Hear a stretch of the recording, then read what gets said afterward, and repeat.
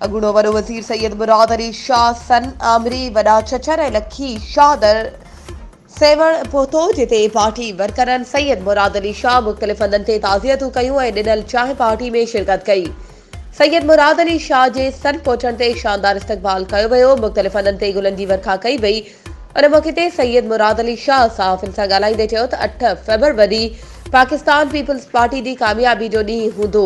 हर तरफ़ तीर ते ठप्पा लॻंदा। मुल्क जो वज़ीर आज़म बिलावल भुट्टो ज़रदारी थींदो।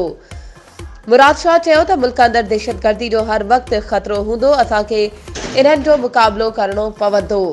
मौलाना फज़लुर रहमान ते थियल हमले जी मज़म्मत कयां थो। मोहतरमा बेनज़ीर भुट्टो खे दहशतगर्दनि शहीद कयो। पीपल्स पार्टी हमेशह दहशतगर्दनि जे निशाने ते रही आहे। जेकॾहिं इलेक्शन मुलतवी थी त दहशतगर्द कामयाब थी वेंदा। सिंध सिर्फ़ सिंधियुनि जो आहे। जेको सिंधी नथो सॾाए सिंध उन जी नाहे। पीपल्स पार्टी 4 सूबनि में वॾी अक्सरियत सां कामयाबी माणींदी। कलंदर शहबाज जी दरगाह मां चोरी जे वाक़े जी मज़म्मत कयां थो। सिंध हुकूमत मुलविस जवाबदारनि खे कैफ़र ऐं किरदार ताईं पहुचाए। वधीक ख़बरुनि ऐं अपडेट्स जे लाइ असांजे चैनल खे सब्सक्राइब कयो ऐं हा बेल आइकन खे प्रेस करणु न विसारिजो त जीअं असांजी हर नई अचण वारी वीडियो तव्हां ताईं पहुची